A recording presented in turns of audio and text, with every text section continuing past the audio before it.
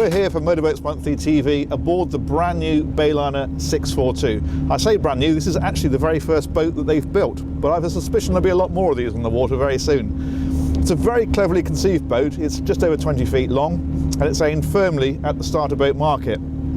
It comes in at about £27,000 and it's been designed so that you can actually trailer it behind a normal car rather than having to have a 4x4. And to that end it's got a 3-litre 4-cylinder engine rather than the usual V6 4.3 litre. But despite all of that, it's actually a very capable boat.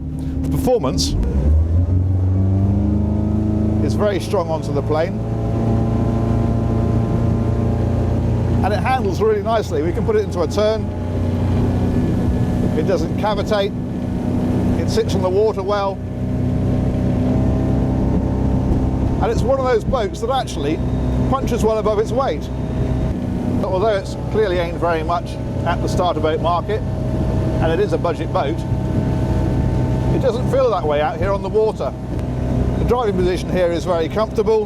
There's a nice footplate for your feet, and this seat adjusts as does the steering wheel.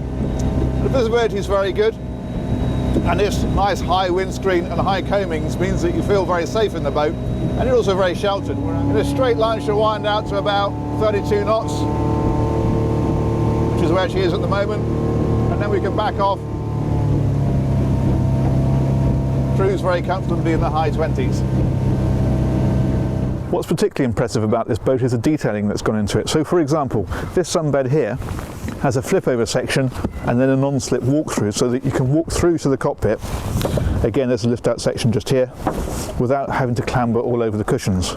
They've even incorporated a little lift-up section here so that if you are enjoying the sun on the aft deck, you can prop that up and you've got something to lean against.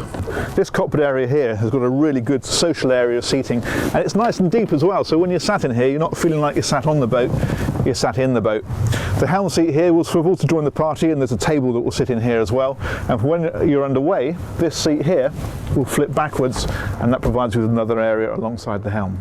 They've even found space for a little sink tucked away underneath here. Further forward there's an opening windscreen to give access to the foredeck.